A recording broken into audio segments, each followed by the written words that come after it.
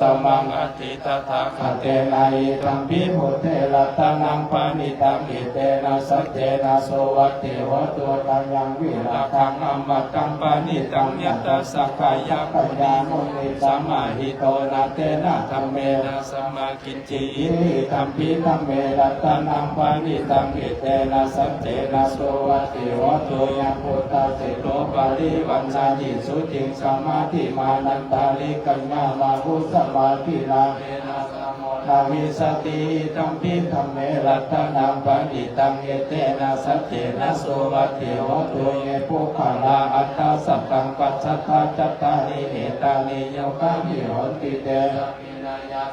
ทัสสะอิตากายเตทุตินานิมหาภลานิธัมปิสังเกรัตนังปานิตังเอเตนะสัจเจนะโสวัตถิวตุเยตุปัจจุตามานัสสะธัมเมนานิกามิโนโอตัมมาสัสสะนามิเตปฏิปตังอมตังวิคัยญาลัตถโมทานิโพติโพชังมานาอิธัมปิสังเกรัตนังปานิตังเอเตนะสัจเจนะโสวัตถิวตุยาทินตะกิโลปัตถมิงสิโตสิยาจตุมิวันเตปิอาสัมปะคัมปิโยจตุปะมังสะปุริสังวากาลิโยสัจจานิอาเวจจะปัสสตินิธัมปิสังเกรัตนังปานิตังเอเตนะสัจเจนะโสวัตถิวตุเยอภิยาสัจจานิวิภวายันติคัมภีระปัญญาเนทิฏฐานิกิจจปิเตโหติพุทธะขัมมัตตานะเตภวังนันตมามานิยันติธัมปิสังเกรัตนังปานิตังเอเตนะสัจเจนะโสวัตถิวตุสหวัสสะทัสสนะธัมมาจายตายตุธัมมาจาริกาภวันติสัพพยาสิทธิวิธิกิจสิสัญญาสิลปะกังวะปิยาตติจตุอาปัญญาจาริปะโมจงจัตตาปิธานานิอาภโภคะทุงเยธัมปิสังเกรัตนังปานิตังเอเตนะสัจเจนะโสวัตถิวตุจิตาปิโสกัมมังกะโลติภะภะกังกายเยนะวาจายุตัสสะตัสสะวะอาภโภตัสสะปฏิทายาอาภปัตตาติตาปัตตะหุตาอิธัมปิสังเกรัตนังปานิตังเอเตนะสัจเจนะโสวัตถิวตุวานัปปะคุเมยตาภุติสังเกติมานะมัสเสปตามัสสมิเกเมตตุปะมังคัมมาวะเทสายเยเนทานาคามิปะละมังหิตายาหิตัมปิสุเตรัตนังปานิตังเอเตนะสัจเจนะโสวัตถิวตุวาโรวารัญโยวาราโทวาระหะโรอนุตตโรธัมมาวารังคาเทสายเยตัมปิสุเตรัตนังปานิตังเอเตนะสัจเจนะโสวัตถิวตุขีนังพุทธังนาวังนาติสัมภวังเวรตติตายติเกภวัสสมิง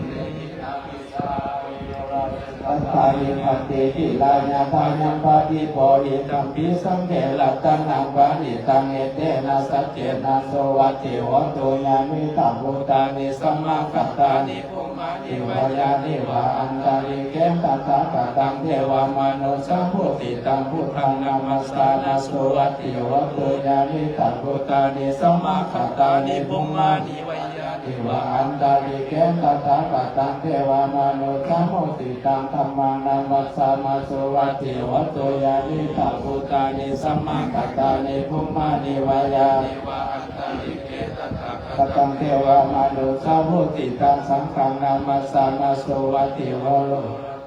พุทธังอัปปมาโนพุทโธอัปปมาโนธัมโมอัปปมาโนสังโฆอัปปมานาวันตังอิสิติสัพพะนิอายิวิสิกาตัสสะปะทิโหนานาทิสารโภโมสิกากัตตาเนลัตตะกัตตาเนปาริตาปะติกามันโตโพตานิโสหังนะโมภะคะวะโต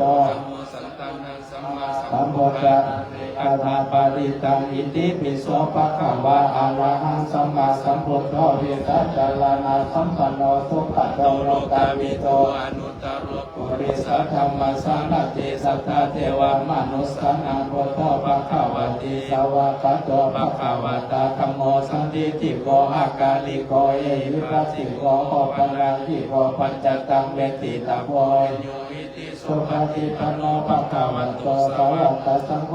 สุปฏิปันโนภะคะวะโตสาวกสังโฆยายาปฏิปันโนภะคะวะโตสาวกสังโฆสามิจิปฏิปัน ภะคะวะโตสาวกสังโฆญาติทังจัตตาริปุริสายโยคานิอัตตาปุริสังโฆคาลาลิสาภะคะวะโตสาวกสังโฆอาหุนายโย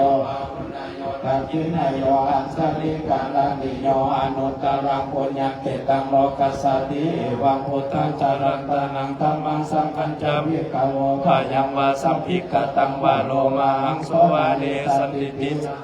ปาริตังสัทธาสุเขนะรักขันโตพุทธาคันติกาลาตุวาหิตวันนักขิโตสันโตโมโตสัพพะภะเยนะจะสัพพะโลกาวินิโมโตสัพพะสันตาภวติโตสัพพะเวรามณีกันโตนิโพโตจตุวังภวังสัพพิติโยวิวัชชันตุสัพพะโลกวินาศสันตุมาเตภวันวันตารายโยสุขิติขายุโกภวะอภิวาทนาสิริสานิจามุตตะปัจจริโนโลธรรมาวาทันติอายุวันโนสุขังภารังมิตังอาวามังคลัญจโยจามานาโพสังกุณาสัสสะทวมปะปะกะโหตุสุขินาอาคันตังพุทธานุภาเวนะเวนะสัมมิตุยันตุนิมิตังอาวามังคลัญจโยจามานาโพสังกุณาสัสสะทวมปะปะกะโหตุสุปินังอาคันตังธัมมานุภาเวนะเวนะสัมมิตุยันตุนิมิตังอาวามังคลัญจโยจามานาโพสักกุณาสัสสะตัวปะปังกะโหตุสุปินะอาคัตตังสังฆานุภาเวนะวินาสเมตุทุกขปัตตาจานิทุกขพยาปัตตาจานิพยาสุขปัตตาจานิโสกาวันตุสัพเพปิปาริโนเอตาวตาจาเมหิสัมปะตังปุญญสัมปะตังสัพเพเทวาอนุโมทันตุสัพพะสัมปติสิทธิยาทานังขันโจทัตถายาทิรังลักขันตุสัพพะทาภาวันนาภิลตาวันตุขาสัมสุเทวตาคตาสัพเพพุทธามปัตตาปัจเจกายัญจายัมพันลังอรหันตาลัญจาเตเสนาลักขังวันทามิสัพพโสไสยันโตโพธิยามโมเรสักกายานังนันติวัตโนวิสยโมวิสยสุสยมังคะเลอปาราสิตาพันลังเกสิเสปัตตาวิปุคะเลอภิเสเกสัพพะพุทธานังอังคาปัตโตปโมทันติสุนาคัตตังสุมังคลังสุปัปปะสังสุติตังสุขโนสุมาโหโตจะสุหิตังพงมาจาริสุปัตตะกินังกายังกัมมังวาจากัมมังปัตตะกินังปัตตะกินังมโนกัมมังปานิติเตปัตตะกินังปัตตะกินานิกัตตวานาปันตเทปัตตะกิเนเตอัฏฐารัตถสุกิตาเวลุลลาหะพุทธศาสเนอโรตาสุกิตาวันตุสหัสสะเพหิยติปิสักขตวามุทาโอสัทธังอุตตมังวาลังอิตังเทวมนุสานังพุทธเตเสนะสุตินาดุปัตถวาสเพปุขาอุปาสมินตุเตสักขตวาธัมมารัตนังโอสัทธังอุตตมังวาลังปาริลาโวปัสสาวะดังธัมมาเตเสนะสุตินาสันตุปัตถวาสเพพยาอุปาสมินตุเตสักขตวาสังฆารัตนังโอสัทธังอุตตมังวาลังยังภาหุนายังสังฆาเตเสนะสุทินานาสันตุปัตถวาสเพโรคาอุปาสมินตุเตธรรมานุภาเวนะสัพพสังฆานุภาเวนะพุทธรัตนังธัมมารัตนังสังฆารัตนังตินารัตนังอาเวนะจตุลสิทธิสหัสสะธรรมคันธานุภาเวนะปิตกัตตยานุภาเวนะสีนาสาวกานุภาเวนะสัพเพเตโลกาสัพเพเตพยาสัพเพเตอันตรายาสัพเพเตอุปัฏฐวาสัพเพเตทุนิมิตังสัพเพเตอาวามังคาราวินาสตุอายุวัตโกตนาวัตโกสิริวัตโกยะสาวัตโกภารวัตโกวันนาวัตโกภารโกวัตสัพพะโจกาโลกาพยาเวราโสกาสันตุจุปัฏฐวาหันเนกาอันตรายปิวินาสันตุจเตสสะสยสิทธิธนังละพังปักยังสุขังพลังสิริอายุจาวันโนจาภคังวุฒิจายาสวาสัจจวาสัจจจะสิวาสิทธิภวันตุเตภวันตุสัพพมังคารังละกันตุสัพตัสสะปะพุทธานุภาเวนะสัทธาโสติภวันตุเตภวันตุสัพพมัง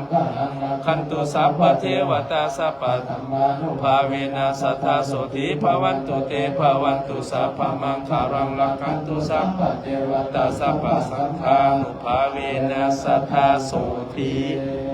ภวันตุเต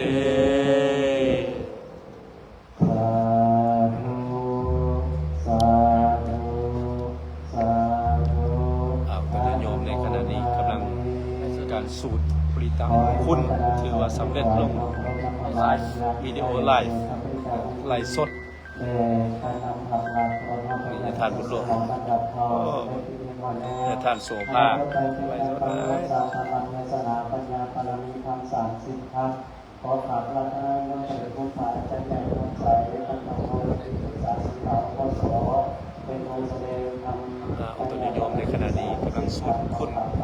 มืออื่นตักบาตรที่วัดศรีเมืองมือฮื้อตักบาตรที่ธาตุหลวงเด้ออุปนิยมลูกหลานเล่าวไปอยู่นครหลวงวิกันอยู่ต่างแขวงก็ดีหรือต่างประเทศก็ดีเด้อมาร่วมนำกันเด้อ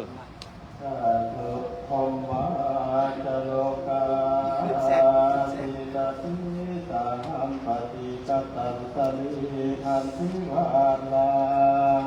อาญาจะทาปันติภาสตาภลาสกาสาธิกาเตสุเตตุธัมมังอาลุกังสิมังอุปาสังสุ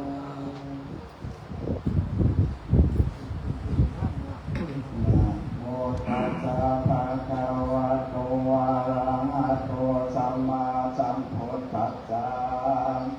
นะโมตัสสะภะคะวะโตอะระหะโตสัมมาสัมพุทธัสสะนะโมตัสสะภูปัญญาโยเปโตสุขโตวิจารภูปัสสัญญาจิโกตาสายานาตาโรโยโลกานาโตยิตาทังวะทิเตนะอันตาวานาปะปังสุขตังจิรัตานามามิอานาปาลามิสัมปันโนยิติปิโสภะคะวะทานาอุปปาลามิสัมปันโนยิติปิโสภะคะวะทานาปาลามัทธาปาลามิสัมปันโนอิติปิโสภะคะวะพุทโธสัพพัญโยตัญญโนอานันตาทิปุนาสัมปันโนภะโตโสภะคะวะอิติปิอะระหังวัตตโสภะคะวะอะระหันตังสารนังคัจฉามิเอระปารามิสัมปันโนอิติปิโสภะคะวะจิลาอุปปารามิสัมปันโนอิติปิโสภะคะวะจิลาปารามัทธาปารามิสัมปันโนอิติปิโสภะคะวะพุทโธสัพพัญโยตัญญโนอานันตาทิปุนาสัมปันโนภะโตโสภะคะวะอิติปิสัมมาสัมพุทโธตัสโสภะคะวะสัมมาสัมพุทธังสารนังคัจฉามิเอธัมมาปารามิสัมปันโนอิติปิโสภะคะวะเนธัมมาอุปปารามิสัมปันโนอิติปิโสภะคะวะเนธัมมาปารามัทธาปารามิสัมปันโนอิติปิโสภะคะวะพุทโธสัพพัญโยตัญญโนอานันตาทิปุนาสัมปันโนภะโตโสภะคะวะอิติปิวิสาจารณาสัมปันโนอัตตโสภะคะวะวิสาจารณาสัมปันนังสารนังคัจฉามิวิสาจารณาสัมปันนังสิรัสสานามามิ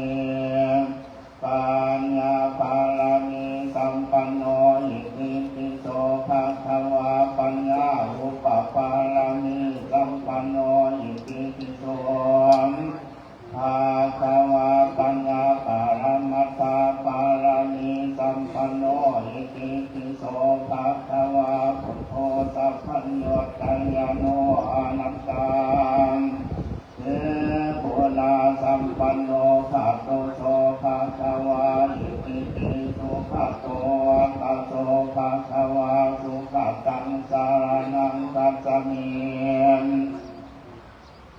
เยยะปารามิสัมปันโนอิติปิโสภะคะวะเวริยะอุปปารามิสัมปันโนอิติปิโสภะคะวะเวริยะปารามัทธ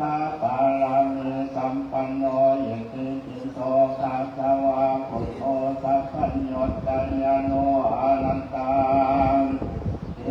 โกนาสัมปันโนภะโตโสภะคะวาอิติปิโลกาวิทูวัตโสภะคะวาโลกาวิทุงสารนังคัจฉามิทานติปารามิสัมปันโนอิติปิโสภะคะวาคันติอุปปารามิสัมปันโนอิติปิโสภะคะวาคันติปารามัตถปารามิสัมปันโนอิติปิโสภะคะวาพุทโธสัพพัญญตัญญโนอนันตังเอโกนาสัมปันโนภะโตโสภะคะวาอิติปิอนุตตโรปุริสาธัมมัสสารถิวาตโสภะคะวาอนุตตรังปุริสาธัมมัสสารถิสารนังคัจฉามิสัจจาปารามิสัมปันโนอิติปิโสภะคะวาสัจจาอุปปารามิสัมปันโนอิติปิโสภะคะวาสัจจาปารามัตถปารามิสัมปันโนอิติปิโสภะคะวาอิติปิสัทธาเทวมนุษย์สนังวัตโตภะคะวาสัทธาเทวมนุษย์สนังสารนังคัจฉามิอาทินทานาปารามิสัมปันโนอิติปิโสภะคะวะอาทินทนาโอปปารามิสัมปันโนอิติปิโสภะคะวะอาทินทนาปารามัตถปารามิสัมปันโนอิติปิโสภะคะวะพุทโธสัพพัญญตัญญโนอนันตาทิปุนาสัมปันโนภะโตโสภะคะวะอิติปิวันโตอัตตังโสภะคะวะพุทธังสารนังคัจฉามิเมตตาปารามิสัมปันโนอิติปิโสภะคะวะเมตตาอุปปารามิสัมปันโนอิติปิโสภะคะวะเมตตาปารามัตถปารามิสัมปันโนอิติปิโสภะคะวะพุทโธสัพพัญญตัญญโนอนันตาทิปุนาสัมปันโนภะโตโสภะคะวะอิติปิภะคะวะวันตังโสภะคะวะภะคะวันตังสารนังคัจฉามิวะเปตาปารามิสัมปันโนอิติปิโสภะคะวะอุเปตาอุปปารามิสัมปันโนอิติปิโสภะคะวะอุเปตาปารามัตถปารามิสัมปันโนอิติปิโสภะคะวะพุทโธสัพพัญญตัญญโนอนันตาทิปุนาสัมปันโนภะโตโสภะคะวะวัตโตภะคะวะปะตะวันตังสารนังคัจฉามิพุทโธสัพพัญญตัญญโนธัมโมโรพุทธโลนะวัชชันโฆมัคคังภาระโตใจเจตังละตังอัตตัญญังสีลังสังฆามามิเอเตสังอนุภาเวนะสัพพันตาลายามินาสันตุสัพพะทานิทิตังสาธุสาธุสาธุอนุโมทามิ ขออนุโมทนาสาธุถวายความเคารพอย่างสูงพระคุณพระอาจารย์ใหญ่ที่ปรึกษาในพระธรรมเทศนาธรรมปัญญาปรมีสัมมาสัมพุทธวันแล้วอายุชำนิจะซื้อได้นะเสนอจะเศร้ามาการอุตสาหกรรมได้บ้างปัจจัยเดินธรรมะเวลาลุเวลาตามลำดับคนที่เล่นพอเส้นทางการทำงานเราสำนียังเมื่อย ขอปริญญาแก่ไม่ถึงทาง แก่แล้วเป็นโน่น นะโมตัสสะภะคะวะโตอะระห สสะนะโมตัสสะภะคะวะโตอะระหะโตสัมมาสัมพุทธัสสะนะโมตัสสะภะคะวะโตอะระหะโตสัมมาสัมพุทธัสสะเชิญกล่าวตามหลังสุตินังวัฏเมธานังทานาเทปะริสุทธังอาสาวัคคยังวะหังนิพพานะสังขตังโหตุอนาคเจกะเลอิมานิมัจยังพันเตปัจเจยะธานานิสัพพริวานานิภิกขุสังฆัสสะโอโนสัจญามะสาธุโนพันเตภิกขุสังโฆอิมานิปัจจยทานานิสัพพริวานานิปาติคันหาตุอัมหากังทีฆรัตตังหิตายะสุขายะข้าแต่พระสงฆ์ผู้เจริญพวกกันน้อยทั้งหลายหมายมีท่านผู้นำพักลัดการนำพักลัดเจ้าภาพศรัทธาพุทธศาสนิกชนลาวบรรดาเผ่า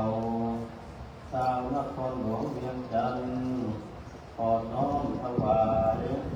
บ้างปัจจัยทานข้าวผัดเครื่องบริวารทางหลายเหล่านี้ให้แก่พระสงฆ์ขอพระสงฆ์จงรับเพื่อประโยชน์ขอความสุขความเจริญก้าวกู้หุ่งเรืองจงเกิดมีแก่ประเทศชาติบ้านเมืองแก่ประชาชนลาวบรรดาเผ่าและพวกกันน้อยทั้งหลายตลอดกาลนานเทินอีกประการหนึ่งจะขออุทิศกุศลผลทานทั้งหลายเหล่านี้ไปให้แก่ท่านผู้มีพระคุณทั้งหลายบารมีบุญองค์พระกษัตริย์พระเจ้าไสยเศรษฐาธิราชบูรพาจารย์อดีตท่านผู้นำพักลัดที่ล่วงลับไปแล้วเจ้าที่เจ้าฐานเจ้าหมายทรัพย์ลักเมืองเจ้ากรรมนายเวรเจ้าเป็นสตานาคีนาคาเทพาอาหารตลอดสรรพสัตว์ทั้งหลายจงพร้อมกันอนุโมทนาสาธุการทับเอากุศลผลทานที่พวกกันน้อยทั้งหลายได้บุญทิศในนี้ที่ใดยังตกทุกข์ขอให้พ้นจากทุกข์ที่ใดได้สุขแล้วขอให้สุขยิ่งขึ้นไปจงไว้ใจให้พรย้อนขึ้นมาหาพวกกันน้อยทั้งหลายพร้อมด้วยท่านผู้นำพักลัดพระศาสนาบรรดาเผ่าและประเทศชาติบ้านเมืองให้ร่มเย็นเป็นสุขปราศจากทุกโศกโรคภัยมีใจชนะสัตว์โมมานสร้างสาพัฒนาประเทศชาติบ้านเมืองขอให้เจริญรุ่งเรืองสุขใจตลอดกาลนานเถิดสาธุสาธุสาธุอนุโมทามิสาธุวันนั้นที่ได้กล่าวคำถวายการบูชาธรรมและตั้งปัจจัยสำเร็จเรียบร้อยแล้วขอเจริญพรสาธุท่านยาป้าตอนนี้ยาโตโต้ในนามของประธานประเทศได้ขึ้นเทศ บางปัจจัยเดชพระเจ้าใหญ่ประธานสงฆ์ขอเจริญพรเถิดภาษาทุกข้ามปัญญาเด้อสาธุสาธุสาธุอะนุโมทามิสาธุ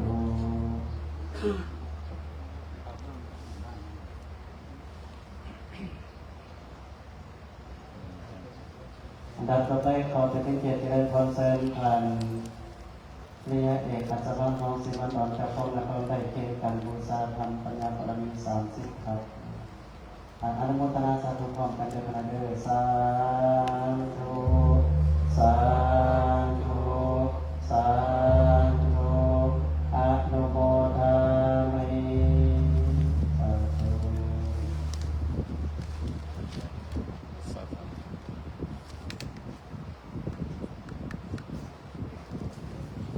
ลำดับต่อไปขอถือเป็นเกียรติเจริญพรทานถนอมคำทองกรรมการสุการเวลาสังสารประธานเวลาสังสารทางคนหลวงได้ขึ้นเพลงบางปัจจัยในพระมหาเทระ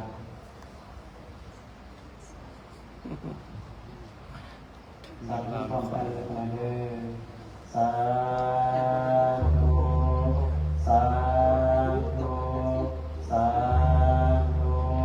อนุโมทามิสาธุ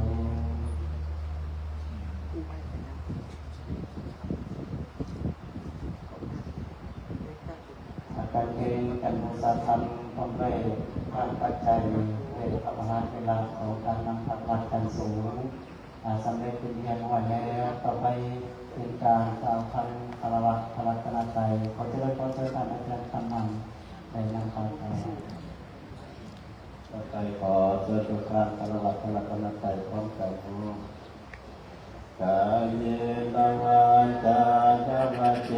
ตัสสวาพุทเทกุกัมมังปัจจตังปัญญายังพุทโธปฏิคันหาตุอัจจยันตังกตัมทะเลสังวริตุวะพุทเทกายเยนวัจจานวัจเจตัสสวาธัมเมกุกัมมังปัจจตังปัญญายังธัมโม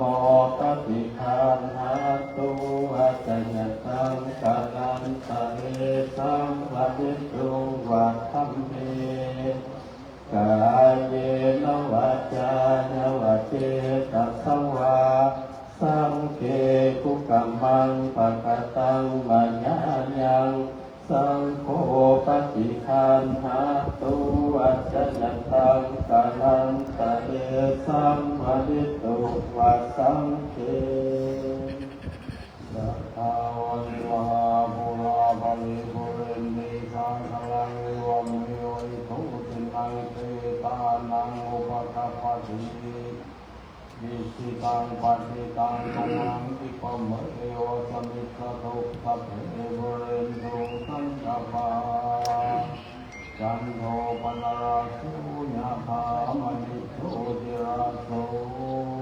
ญาภาเนโยวิวัชชันโตสัพพะโลกวินาศตุมาเตภวันวันตรายโยสุขิติพายุโกภวะอภิวาทนาสิริสเนจังวุฒาปัจจายโนจัตตาโลธรรมาวันติอายุวันโนสุขังภาลังมินาบุญญาคัมเมนะอุปัสสยคุณโนตวะจามิโยวะกะละจาวะตะวิตายันตะกะวิยามะมะสุริโยยันติมาราสะคุณาวันตังอะระปิจาภมะภะราจันจตุโลกาลยานิวัตายาโมวิตัมมนุสัจจมัสสะตะเวริงกะปิยะสัพเพสัตตาสุขีวันโตปัญญานิภาคตานิเมสุขังยติเว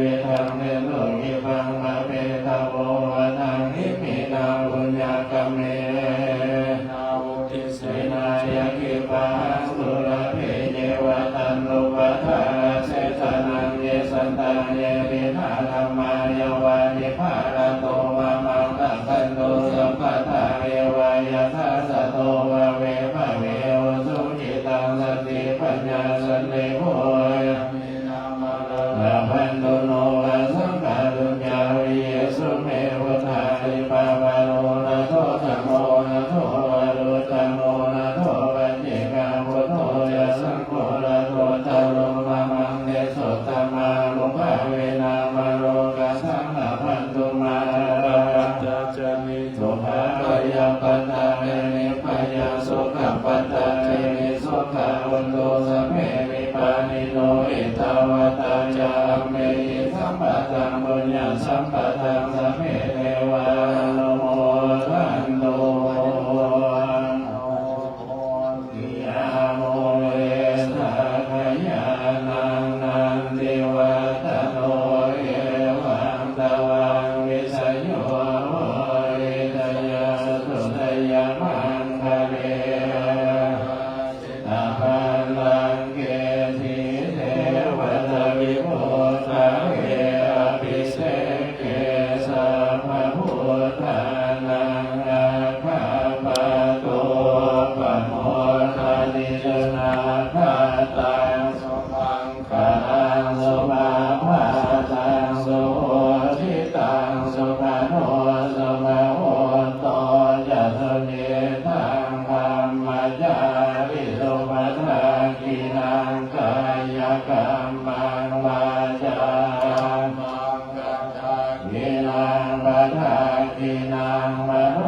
กรรมังปณิทิเตภัทากินาภัทากินานิกัตตวาลาภันตาเทภันตากิเนสาธุสาธุสาธุอาตุโมทามิพระโกรธโมทนาสาธุถวายความเคารพอย่างสูงพระพุทธาจารย์ใหญ่ประธานสื่อต่างพระพุทธศาสนา พิธีสูตรปริตะมงคลก็สำเร็จจบลงแล้วปีพุทธศักราช